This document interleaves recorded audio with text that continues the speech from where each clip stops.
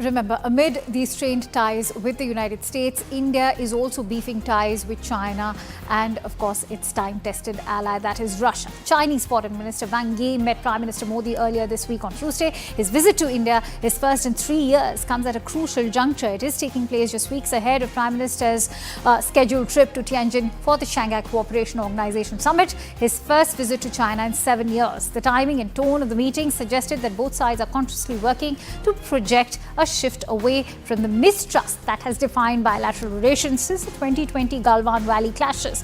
While the shift in diplomatic tone is noteworthy, the core friction point remains the border. China has lifted export restrictions on fertilizers, rare earth minerals and magnets and tunnel boring machines to India. That is a step that marks fresh momentum in trade ties between the two neighbors. The breakthrough follows talks last month between External Affairs Minister Dr. Jaishankar and Chinese Foreign Minister Wang. On his current 2-day visit to India, Wang assured Jaishankar that Beijing had already acted on New Delhi's requests, with shipments of the restricted items understood to be underway, according to officials. Since Xi Jinping and Narendra Modi met on the sidelines of the BRICS summit in Kazan in October 2024, the two sides have kicked off confidence-building steps. In fact, we've also been told that easing of visa restrictions, discussing direct flights and reopening religious pilgrimages is on the cards. Indian pilgrims could visit sites in Tibet in June, and for its part, India has resumed issuing tourist visas to Chinese nationals on 24th of July after a 5-year freeze. Beijing's envoy Xu Feihong even posted an open invitation to Indians on X.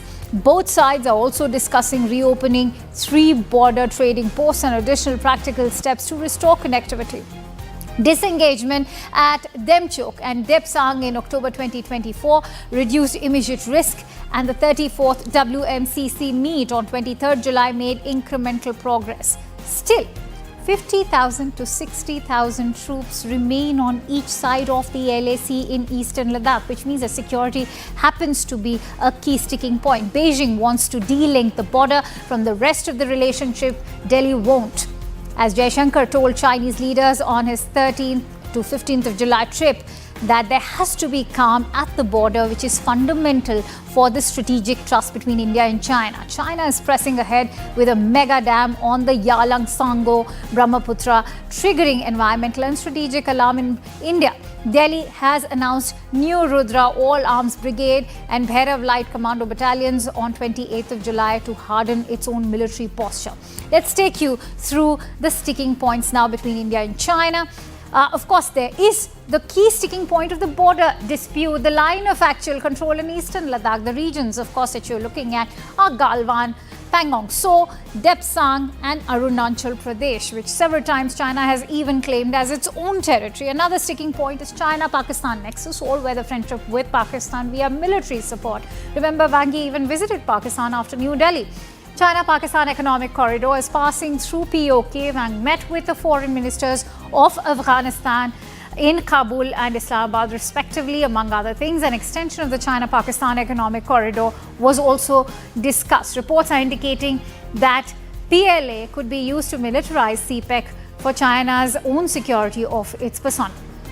Wang also visited Pakistan. Is this tacit support to Pak-sponsored terrorism if they are going to provide security support to CPEC? Will China militarize CPEC is another key question. Inside details of the Kabul trilateral summit have been accessed by CNN News 18, which indicate that Pakistan is demanding strong support from China, this to counter TTP and the BLA. It's alleged Afghan Taliban for supporting TTP and the BLA in the Balochistan province, namely. Top sources have told us that Afghan Taliban has rejected Pakistan's allegations. They've declared TTP and Pakistan as that's an internal issue to the country.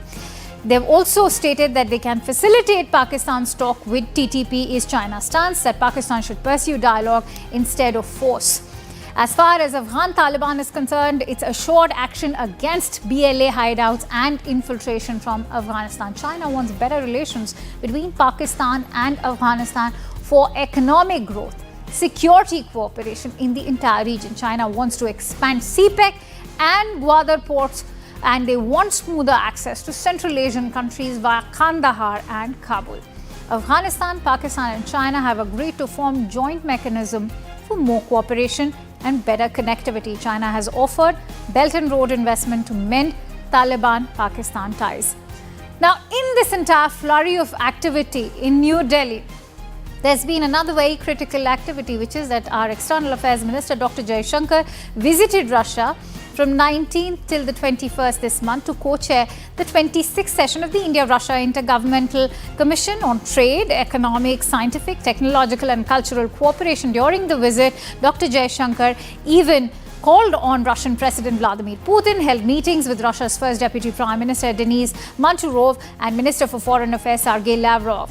Dr. Jaishankar interacted with prominent scholars, even think tanks. The visit aimed to further strengthen this long-standing and time-tested India-Russia special privileged strategic partnership. In his interaction with prominent think tanks, Dr. Jaishankar said that they discussed India-Russia relations, contemporary world geopolitics and India's viewpoint as well.